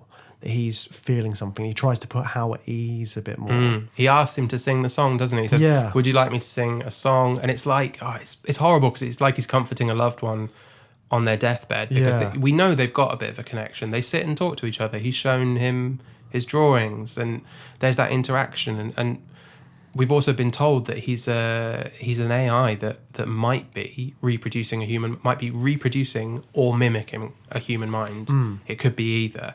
And he's very similar to Roy Batty in that way, where we get this sudden rush of empathy and sympathy for this character that has been menacing and violent throughout the film. But then you realise that he's actually kind of powerless to his physicality. Yeah. Roy's dying and he can't stop himself from dying. Hal's got this big mainframe that Dave's got access to, and he can just rip out the inside. He's got no control, hasn't Yeah. he? But then it's interesting, the control aspect, because surely if Hal has control of the entire ship, he could have just taken all the oxygen out and then killed everyone that way or something like that. Well, I mean, I'd say that Hal's trying his best, isn't he, to kill them, and he locks Dave out, and he seems... But then he's like, if he's got all this crazy intelligence, surely he would have figured out that, we could go through the airlock. Dave's even said, I might go through the airlock now. Yeah. So he knows what he's going to do. Yeah. But it's kind of like, it feels like Hal's not quite set on killing them at some points. I think Hal's there's a great moment where he locks Dave out and he thinks he's won, and he's actually quite petulant about it, because Dave's suggesting all these things, like you said, he says, I might go in through the airlock, and Hal seems quite pleased with himself when he says, we haven't got your helmet. Yeah. He's still being very matter of fact about it, but he's shutting Dave down and just being like, nice try, Dave, but you don't have your helmet, so you're just going to stay out there, and that's the end of the conversation. And he is really petulant about it. End of the conversation. Yeah. That bit, yeah. He sounds a bit childish. He does sound a bit childish. childish. I mean, it might be me putting that on him, but... I might be projecting my own That's feelings. it. No, but he is a little bit childish, but at the same time, it's that I got a sense of, it's that self-preservation, it's a bit of panic, and I don't think he feels good about locking Dave out, and that's why he wants to just shut down the conversation. He's like, look, I've done it, I'm not happy about it, and I'm going to leave you out there, and I'm going to ignore you, because you're a human, and you'll run out of food or oxygen or whatever, and then it won't be my problem anymore. But he just wants to sort of get rid of that problem. I don't know what Hal's intentions beyond that are. Is he going to turn around and go back to Earth, or is he going to happily float through space? Does Hal maybe want to go by himself to the monolith? I mean, it could be, yeah. Yeah. It's the underlying thing is self-preservation. He wants to stay alive, and how's he going to do that? So going back to the Daisy song that Hal sings as he's dying. Yeah. I did another bit of reading, as I like to do before these films. I'm glad one of us does. When I say reading, it's a lot of IMDb trivia and that kind of thing. IMDb and Wikipedia. That's it. So apparently that song that he's singing was the first song sung by a machine. Really? Yeah, so it's rooted in fact as well. Amazing. What machine? I don't know what machine it was, but I watched a documentary thing, and they had that like first machine singing Daisy, Daisy. Vocally? Yeah, vocally, wow. because they figured out that in order to get a machine to sort of like do some sort of synthesized voice, one of the best ways would be to do a song because you've got the vowels in it and that kind of thing, sort of the ups and downs. So they tried that, and they tried a few other songs. So that was one of the first ones sung by a machine. So it's not monotonous. It is actually tuneful. It goes Daisy, Daisy, like that. Yeah. Oh, wow. So yeah, I found that that was like another interesting little bit that they popped in.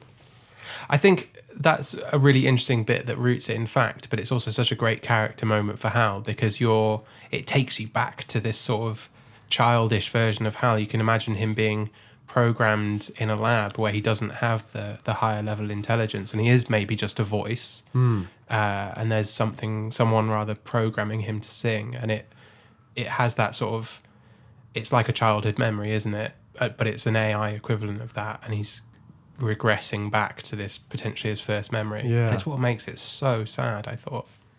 Yeah, it is an emotional scene, but then part of you's kind of like, this is the only option, because if not, he's gonna kill Dave, and then it's kind of, who do you side with? Well, watching it this time, it was the first time that I just really sided with Hal. I think it's because I was more familiar with the plot and I knew what was going to happen, that from the moment Hal expresses concerns to Dave, it was the first time where the whole story flipped for me, and I was just completely on Hal's side from the beginning. It's like he's got an issue and he's raising it with Dave right at the beginning, and he wants to do something about it within, still kind of within the parameters of his programming. He wants to talk to his friends about it and try and address it early on, and it ends with him being lobotomized by his friend. Yeah. And I thought that was such a tragic arc that he goes on. Yeah, because it's all come from fear from Hal, hasn't it? Because he's scared. But then the first time I watched it, I just thought Hal was very menacing. I mean, he's still very menacing because he's sort of, he sees everything. He's all over the place. Yeah. He's looking at them, like lip reading it and that kind of thing. The lip reading scene is the most menacing Hal gets, I think, because the way it's cut from the close-ups on the mouths to the close-up of Hal's eye, or whatever you want to call it. Every time we get a close-up of Hal's eye, it does have a bit of a menacing quality to it, because it's like staring into a laser. That's it.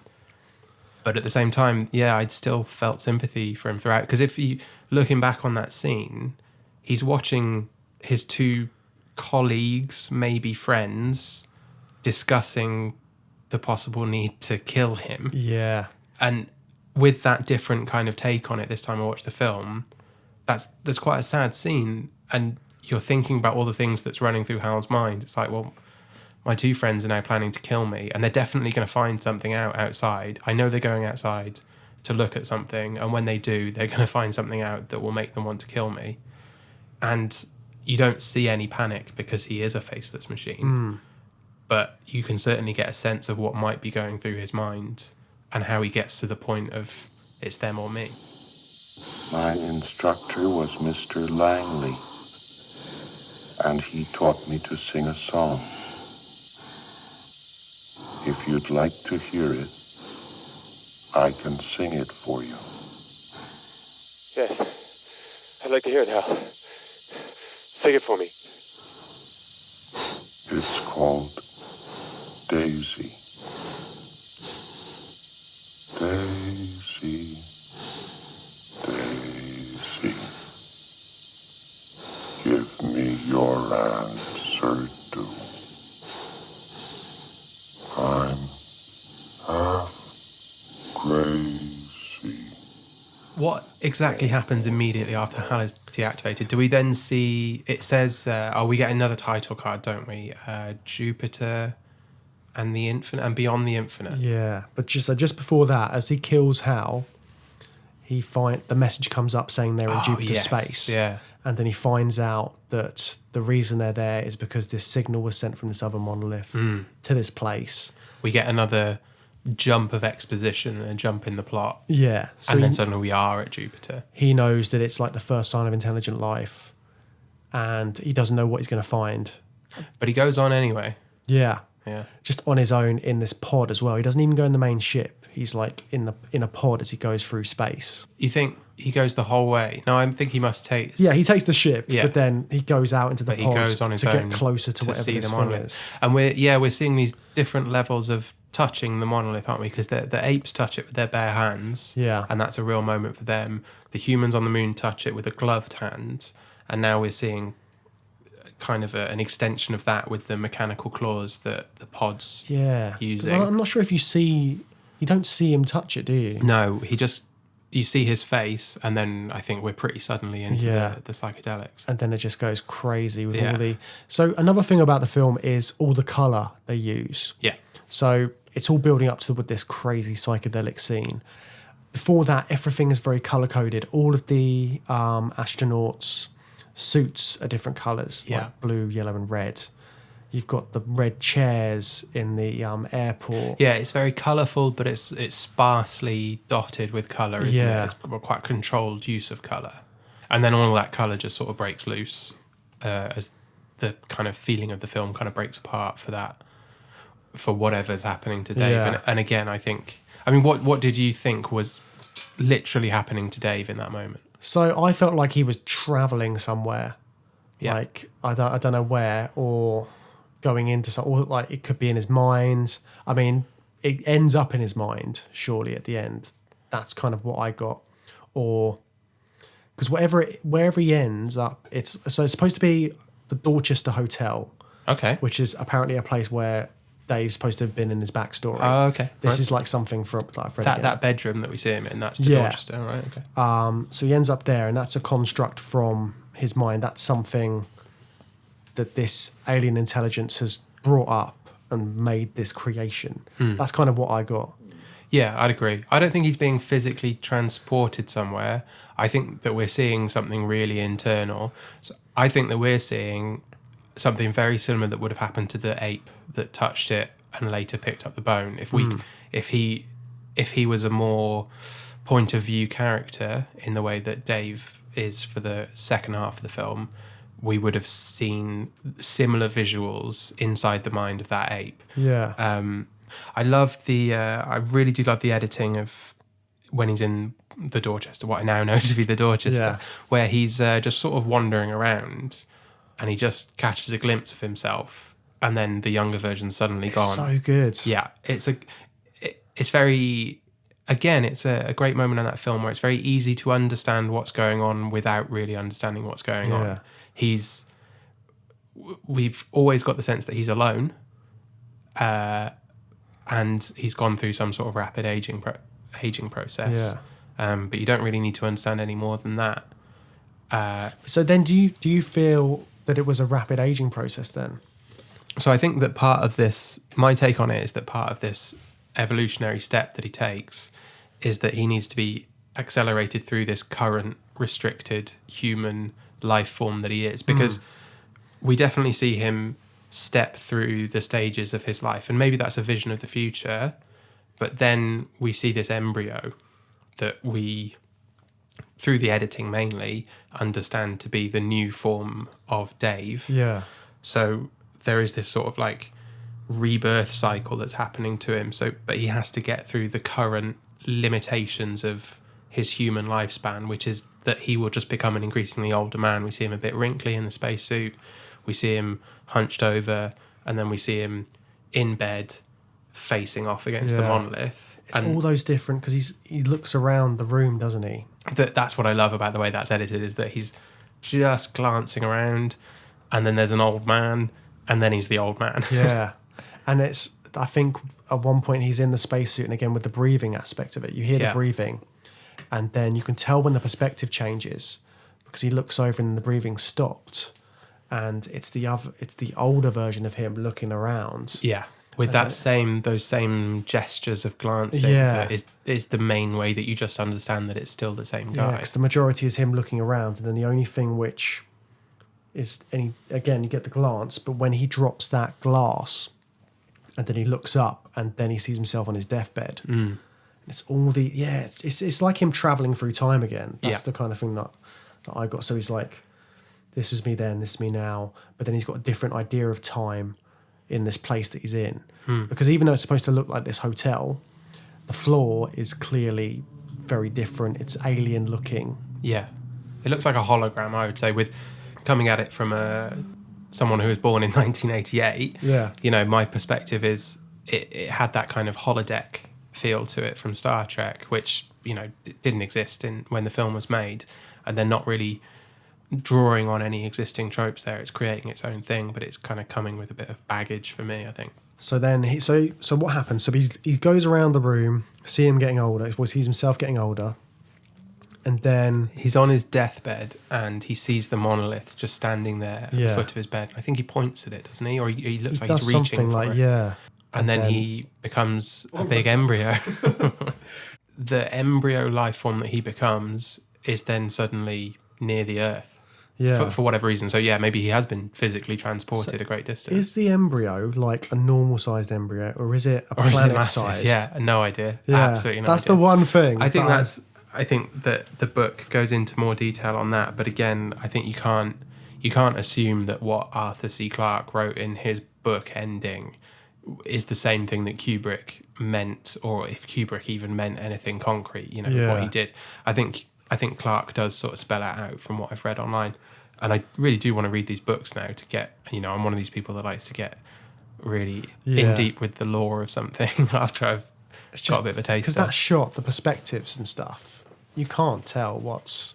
Yeah. I quite like the idea of like a massive planet-sized like embryo baby. Yeah. But again, it's one of those things where it's like, it's not important because he's obviously become something more than human.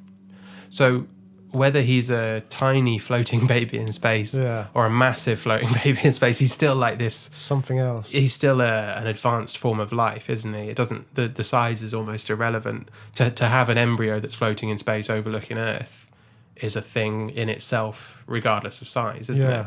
That ending as well, I think all the psychedelic moment gave the film a sort of cult following amongst a certain group, which were quite interested in psychedelics. Yeah. So I know when the film first came out, a lot of people didn't understand what was going on and they couldn't quite like get what the film was all about. You don't need to get what the film was all about. That's part of the beauty of it. Yeah. But at the time, it was very sort of like, oh, what's this? And then I think the studio were thinking about pulling the film completely from theatres, and then all these cinemas started getting more and more younger audiences just appearing. Oh, really? Yeah, like there'd be one person, there'd be another person. And then it turns out it started gaining this big cult following. Yeah. So sometimes people would do drugs before they went to go and watch the film and that kind of thing. But then at the same time, you've got all these new young directors watching the latest Stanley Kubrick film. Yeah. And then like telling their friends about it. So we got a younger audience in. And then this younger audience have gone on to be like big directors. It's like people like Steven Spielberg, George Lucas. They always quote 2001 as sort of one of their big inspirations. And they would have been just some of these kids just at these sort of cinemas. Yeah. And if they just pulled it, none of this could have happened in terms of cinema. Yeah. So it's mad to think that it had that kind of reception, whereas now everybody says, 2001, fantastic, it's so revolutionary. But it almost didn't quite make it. So what are some of those films where you can see the kind of lineage of 2001? Definitely for me, and I know from the Blu-ray version that I watched that there's an extra on there that's introduced by James Cameron, and I'm gonna enjoy watching that. I think, I love James Cameron, and definitely in his sci-fi, I think he's taken some of the more visual elements of the earlier parts of the film. I don't think we see a lot of psychedelic stuff in James Cameron's movies, but the detailed, carefully modelled, realistic sci-fi worlds, that's something that we see throughout James Cameron's career. The Terminator films, the Aliens, and Avatar. He's interested in building that realistic sci-fi world. What other lineage do you see from that? Well, obviously, I talk about it like every time we do a podcast, Star Wars. I mean, we talked about it at the top of the show. But so obviously that was a massive influence for George Lucas. It seems to be embedded in everything. I said that about the last films we were talking about as well, but they're so influential. Yeah. So 2001 went on to inspire all these different directors and filmmakers. I feel like The Day the Earth Stood Still did the same thing, because the amount of references that have come out of that film and the sort of archetypal idea of an alien coming down, but instead of it being a menace, it could be offering peace and that kind of thing. Yeah. They both become massive pop culture reference points, haven't they? Both of these films. And they're both examples of where cultures have created this super powerful AI and then just given up control to it. And they both tell a bit of a story of the potential benefits and the potential risks of that happening, that things could go badly wrong for you. It might be in a structured way, like in The Day the Earth Stood Still, or it might be a bit unstructured and manic, like how things unravel in 2001. But they both deal with sort of the evolution of man. If we carry on along a certain path, we could end up here. Or if we don't, we could end up there. Yeah, and in both of those kind of evolutionary tracts, we see man and machine, man and AI working together and sort of coexisting in a relatively successful way. We've talked about the kind of the dangers and the risks and the fact that they've given up a little bit of control. But they do coexist in those universes, don't they? Yeah, and there is that kind of sort of codependency that AI has at the moment from these films we've seen. Sort of Hal is running the ship, Gort is policing the universe. They're all essential to what's going on in these societies. So that super powerful AI can be a friend, or it can be a foe, can't it? And that leads us on to what we're going to be talking about next week, doesn't it? Yes. We're going to be looking at the different sides that these AI and these robots might take. And what two films have we chosen to look at? Terminator 1. Lovely. And Terminator 2. Oh, lovelier. Well, that's it from us for this week. Please join us next week for our next episode.